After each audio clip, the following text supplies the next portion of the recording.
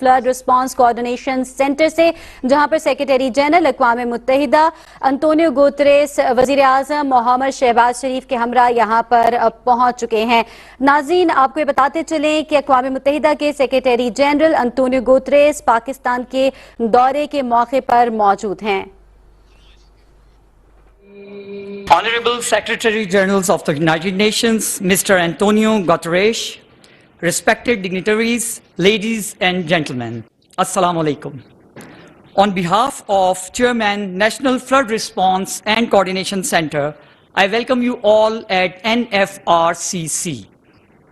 In today's session, the sequence presented is as flashed on the screen. We'll have opening remarks by Chairman NFRCC, followed by overview of flood damages and responses by National Coordinator. Remarks by Deputy Chairman NFRCC and closing remarks by Chairman will follow. Then we will have a joint presser from the same location, and after the joint presser, we will move for the group photo outside. Now I'll invite the Chairman NFRCC for his opening remarks, please. Thank you.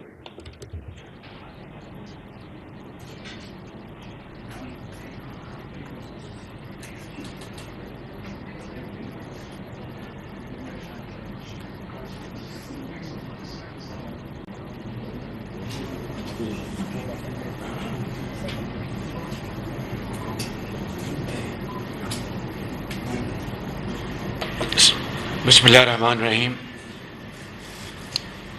Honorable Secretary General, Ministers, government officials, and army officers, Assalamu alaikum and good afternoon. Once again, I would like to thank you for your visit to Pakistan along with your delegation, and it is a matter of great encouragement. You have brought with you a message of empathy, support for the people of Pakistan and more so for the people who are marooned and who are facing unprecedented difficulties and miseries. Government of Pakistan, along with provincial governments and all stakeholders, including Armed Forces of Pakistan, are all teamed together to provide relief and rescue to these millions of people. To be very exact, 33 million people are absolutely in dire conditions in the entire country. As we speak, efforts are in full gear. People are being removed to safe places. Food and shelter being offered, but the challenge is absolutely beyond human capacities. Yet humans have to handle it, and we are. I would like to thank you for all your support from different countries and organizations, and your visit to Pakistan will provide you a first-hand info as to what is happening in the four nook and corner of our country. Thank you very much for this opportunity, and we are very grateful for this action of solidarity on your part. Thank you. Honorable Prime Minister, Excellencies, I would like to express my enormous appreciation in this coordination center to all those women and men that have been working tirelessly to support the victims of this unprecedented natural disaster. I know how civil servants, volunteers, government officers, local government officers, the army, the NGOs have been working together in a remarkable way to mitigate the suffering of the Pakistani people. Humanity has declared war on nature, and nature is striking back. But nature is blind. It is not striking back on those that have more contributed to the war on nature. Pakistan has given little contribution to climate change, but Pakistan is one of the most dramatically impacted hotspots by the consequences of climate change. So it's like nature has attacked the wrong target. It should be those that are more responsible for climate change that should have to face this kind of challenge, and if that would be the case, probably we would not have the present situation in climate change. So there is an obligation of the international community to massively support Pakistan in these circumstances, and there is an obligation of the international community to take seriously the need to drastically reduce emissions, and at the same time to support the countries that need to invest in adaptation, in resilience and recovery, as it is the case of Pakistan. And my voice is entirely at the service of the Pakistani government and the Pakistani people, and the whole UN system is entirely at the service of Pakistan. We know that our contribution is limited. We know that what we do is a drop in the ocean of the needs, but we are totally committed.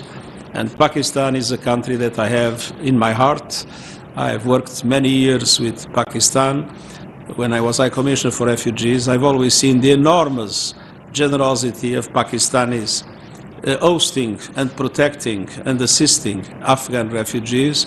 And I've always witnessed the enormous generosity of Pakistanis helping each other in past circumstances that I witnessed, the earthquake, the other floods, the dramatic displacement caused by terrorist activities. I always seen an enormous sense of solidarity, an enormous sense of community feeling in the Pakistani people.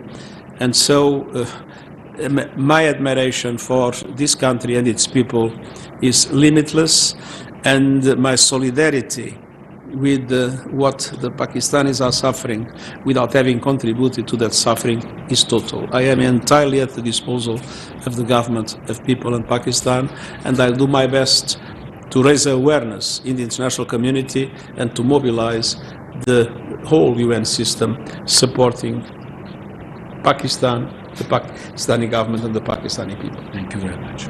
Very kind. Bismillah ar-Rahman ar-Rahim. Honorable Secretary General, it is a great privilege for me to welcome you to this National Flood Response Coordination Center set up by the Prime Minister. I am the Deputy Chairman. I represent the Prime Minister. We do daily operational details here by looking at the situation of the flood and relief operations. I would first like to acknowledge that your message to the world community before coming here has really made and left a big impression with the people of Pakistan. Your words like the world must wake up from the sleepwalk and it is monsoon on a steroid have almost become common phrases which people are referring to from your message. You have been associated with Pakistan when Pakistan was battling Afghan conflict and influx of Afghan refugees. Today, as Secretary General, you come to us when we are battling climate refugees. There are millions of people who have become displaced because of the climate disaster that has hit Pakistan. We faced super floods in 2010, but 20 million people were affected in 2010 with the super floods. But this climate disaster that has hit us has affected more than 33 million people.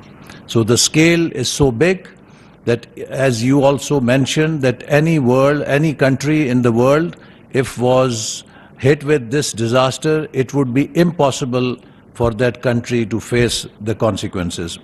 We are facing 4 challenges. One, that these floods, with the flash floods and the hill torrents and the heavy rains, which largely took place in those areas which historically have never had even moderate rains. So those regions did not have the infrastructure to deal with such heavy downpour.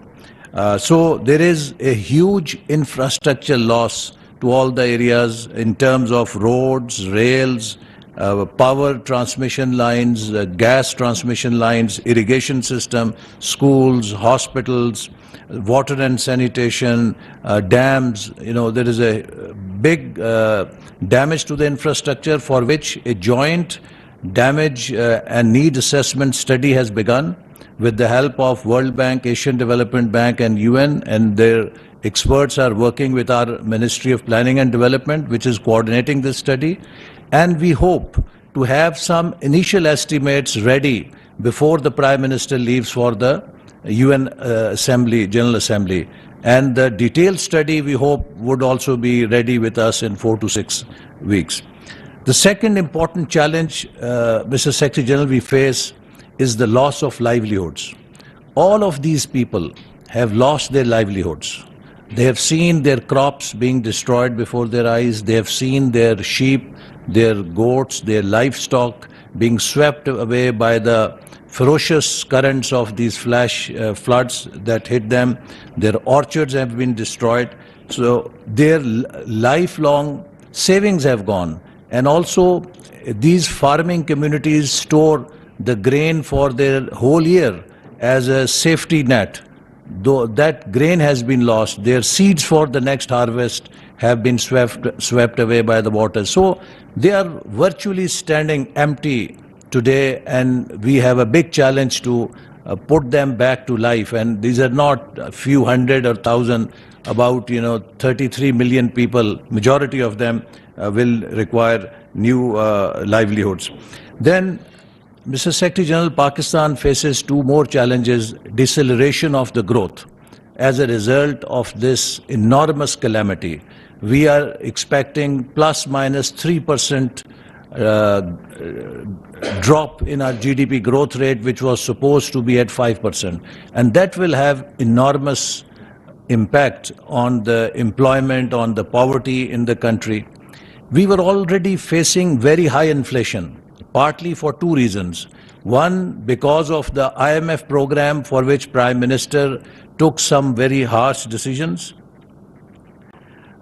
And also because of the Ukraine crisis that has put a super cycle, shock for the whole country, whole world. So we will have to battle with this high inflation also.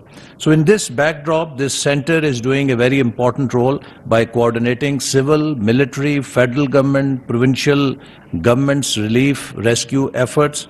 And we are also working simultaneously to build our next plan to build a more resilient infrastructure. And we hope that with your help, we will be able to mobilize the international community so that they can help us, as it has been, and you have been championing. I think I don't need to say anything, because the way you have articulated the challenge that Pakistan faces, nobody else can articulate it better. So with your leadership, with your support, we hope that Pakistan will come back. Pakistani nation is a very resilient nation. We have been tested before with many calamities. Each time, Pakistani people have fought back. And with the support of friends like you, we hope that Pakistan will again rebound, and it will be back to normal, and we will be able to give our people a decent and good quality of life that they deserve.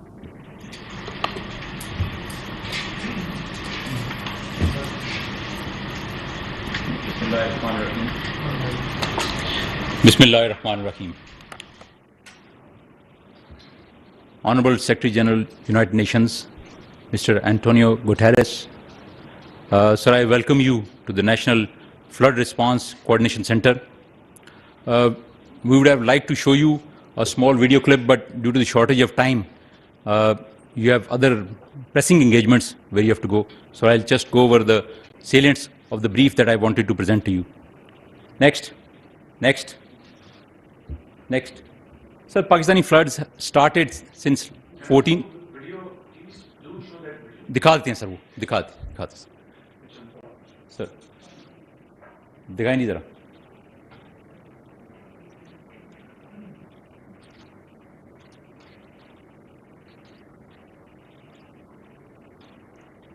आ जाओ फिर.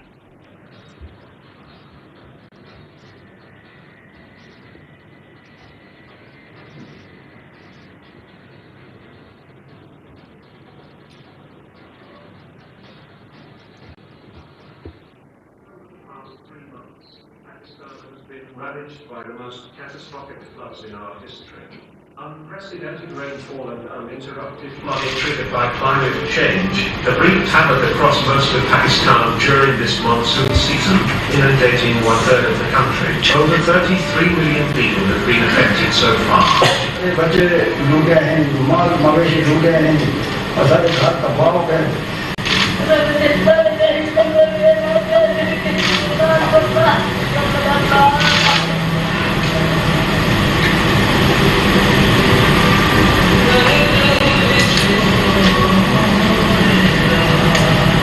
More than 1,300 persons have died, including 400 children. Over 12,000 people have been injured. Millions of people have been displaced. Nearly 2 million homes have been destroyed. The majority of the people affected are deprived of basic health facilities and medicines.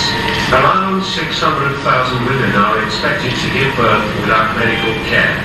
Crops, livestock, and communication infrastructure have been severely damaged.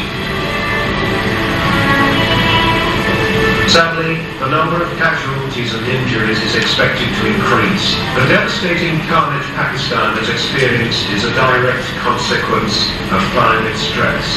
The amount of rainfall in Pakistan this year has never been witnessed before. Rainfall this monsoon season has been 170% higher than the 30-year average. Some areas have experienced 700% more rain than average. These relentless torrential rains have caused devastating flash floods, hill torrents, and urban flooding. For a country that emits less than 1% of global greenhouse gases, our climate vulnerability is unfairly high, ranking among the top 8 climate-impacted countries in the world.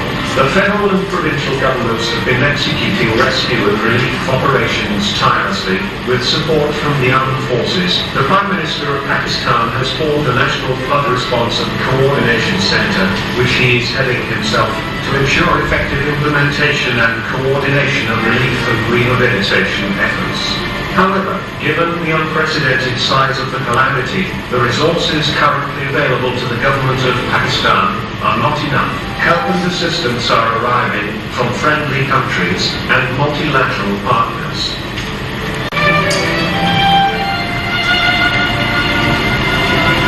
The NGOs are playing their part too. Together, we can raise the required funds for food, water, medications and tents to help provide immediate relief to those affected by floods and to help them get back on their feet.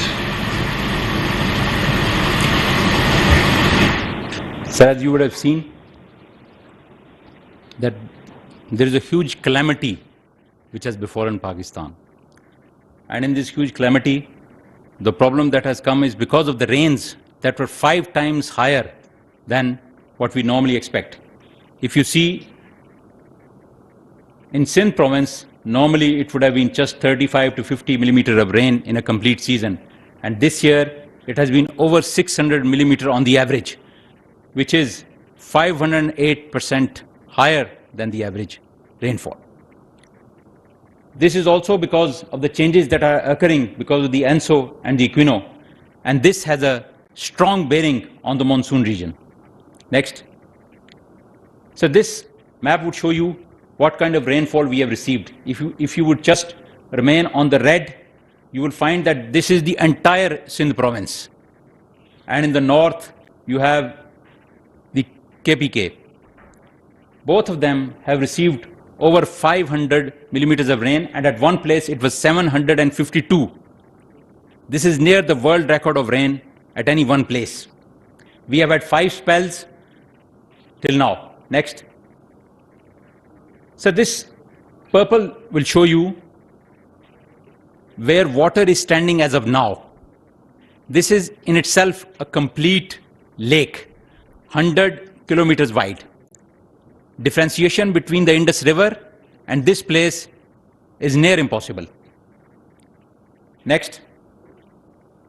If we compare it to the previous calamities, we had a loss of $5.2 billion in the earthquake of 2005, and the floods of 2010, which were 1/8 of this calamity, were 12 to 43 billion.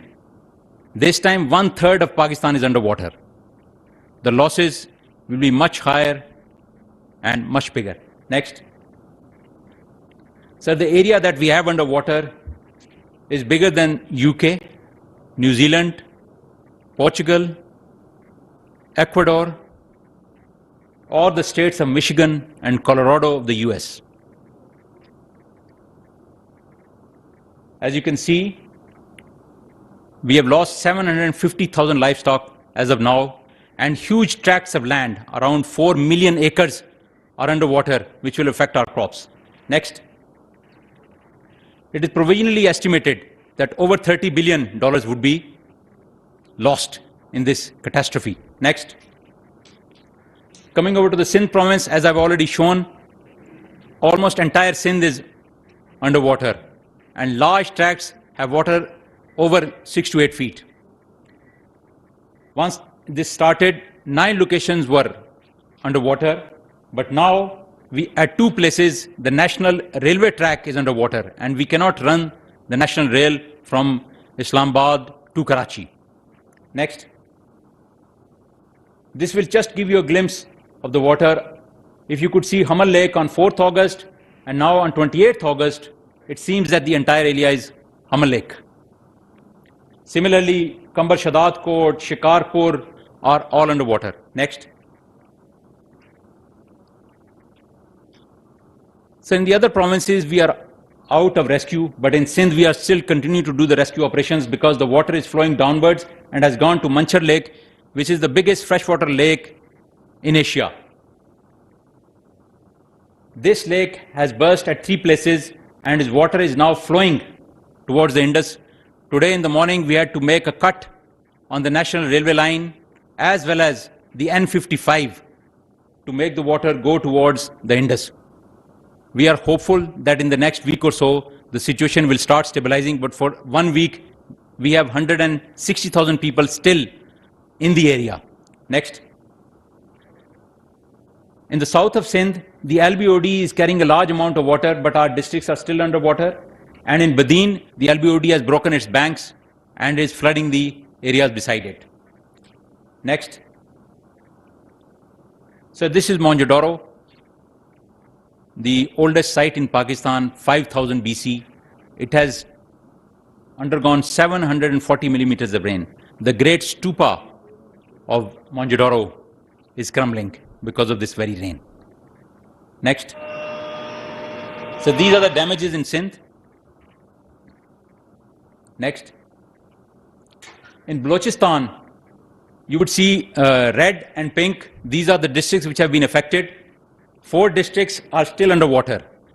At the start of the floods, Balochistan was cut off from the nation. All national highways were cut off. But with hard work and effort, we have been able to restore that link in the last month or so. Next. Now we are left with only 3 places, and the major problem is with the Mach bridge, which collapsed, and till that bridge is constructed, no railway traffic can run from anywhere in Pakistan to Quetta. Next. Next. So this is the condition of the railway lines. Next.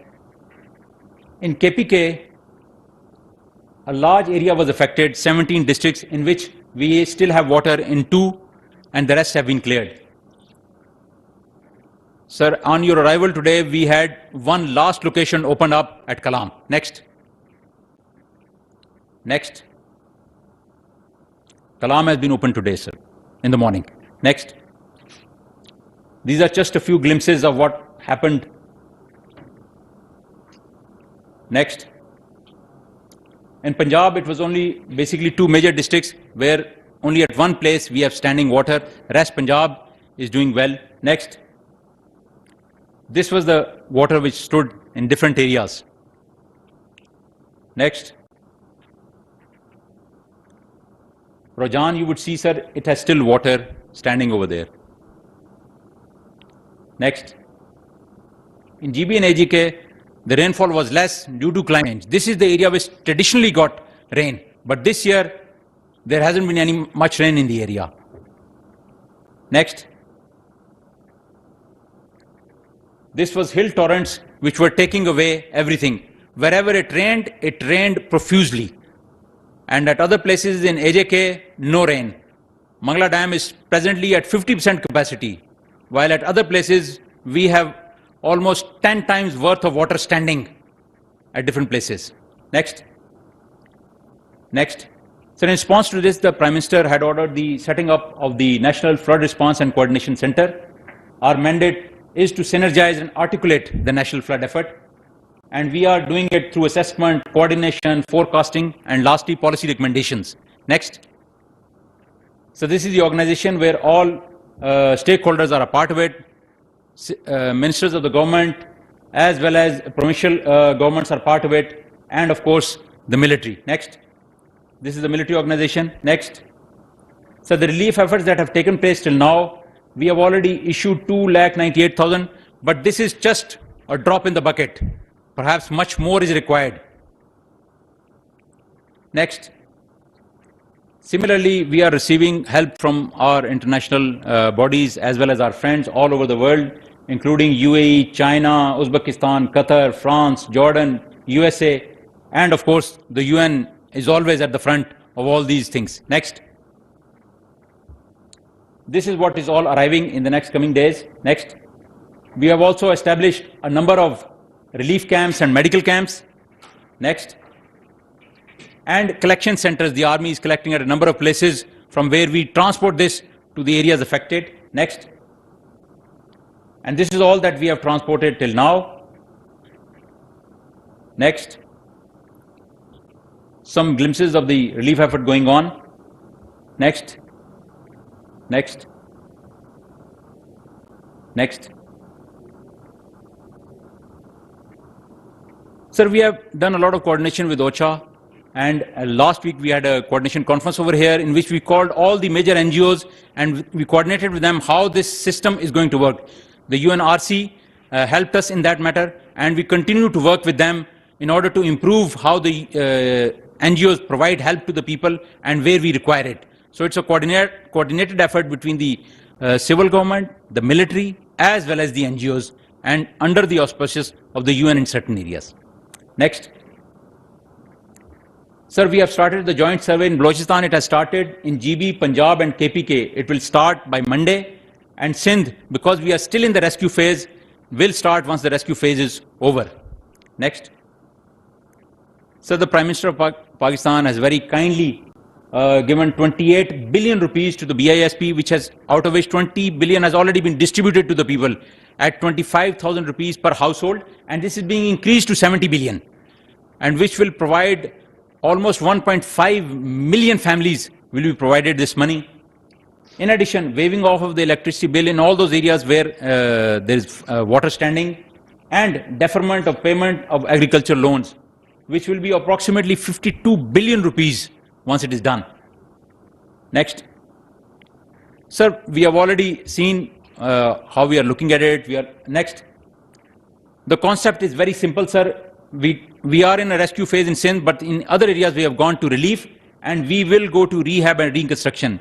At present, we require tents, we require mosquito nets and food. But once we go to the rehab stage, we have to reconstruct in major areas disaster-resistant structures for which help would be required from the international community. Next. So this is the plan of action which has been approved by the Prime Minister and which we will be following to the hilt. We are already in the rescue. I feel that another 2-3 weeks this will continue. We will go to relief. Relief will last in certain areas even up to 6 months because of the standing water. And then the survey is going on, which will complete by the end of October in most areas. And from then on, we will move forward. Infrastructure is being opened as we speak, and very few areas are left. While the national infrastructure, we would like to rehabilitate some of the national highways and the railway line. And now, sir, this last aspect of compensation is already in full swing. As I said, the Prime Minister has already given the money and 20 billion has already been distributed. The rest will be distributed in this month or so. Next, please. Sir, our lines of effort include immediate relief, damage assessment, survey of infrastructure, and then redesigning of infrastructure. And then we will carry out studies of long-term weather effects so that we can do construction of disaster-resistant structures. And of course, one of the most important things that we have learned from these floods is restoring the drainage system, which we will go after in a big way. Next. Sir, this NFRCC basically ensures better coordination between Federation and provinces, ensures efficient relief distribution.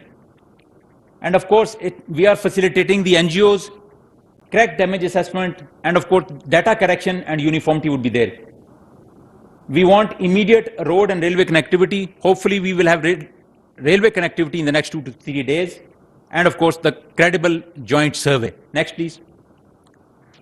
And we are preparing the health response plan, the food security plan, the draining system rehabilitation, education in displaced areas, and of course, improved information flow. Next. Sir, thank you very much, sir. That is all from my side.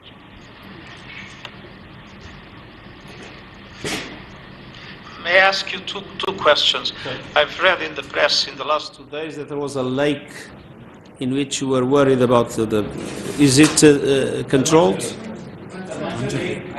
Has a total capacity of 125 feet it could rise to. It rose to 124 feet. Therefore, we had to apply breaching sections at 2 places. The water is out. It has flooded 5 tehsils. Almost 164,000 people are affected in that area. The situation is still fluid. We still have boats in the area rescuing people. However, there is a glimmer of hope as of today that we have broken the national railway line as well as the national highway N55, and the water has started pouring into the Indus. This will take about a week to stabilize. But because the water is coming from Balochistan, we feel that our danger period will still lurk for another month or so. And I mean, the monsoons now changed. So, is there any risk of additional heavy rains? Sir, what we have discussed with the Met Department is that till now we don't have a danger of the weather coming up again.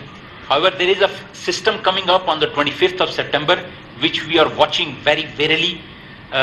They say that it will head towards India, but because of this climate change, you are never sure, and we will continue to watch and see.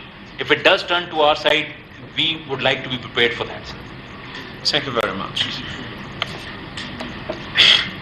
Thank you, Excellency, for your time, and thank you for this very good presentation.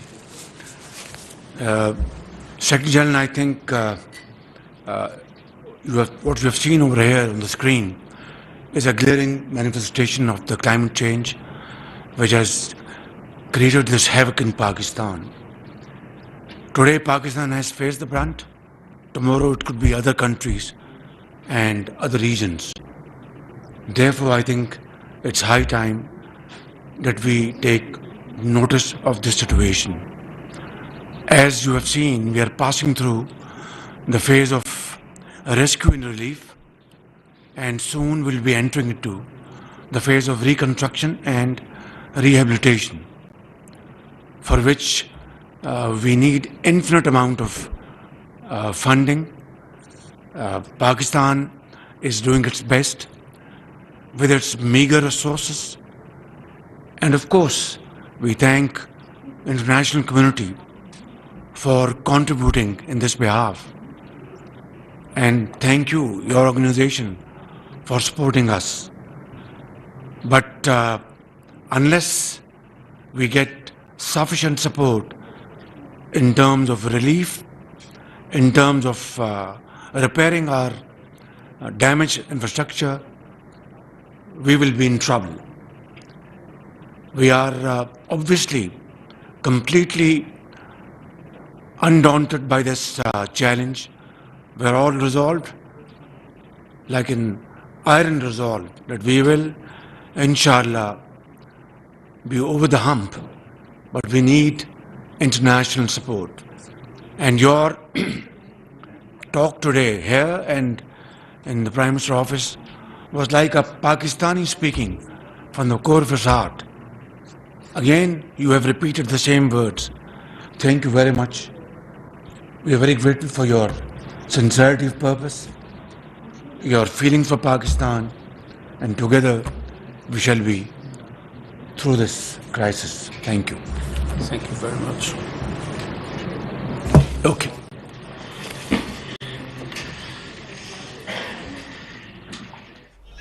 Secretary general اقوام متحدہ Antonio Guterres آج national flood response coordination centre کے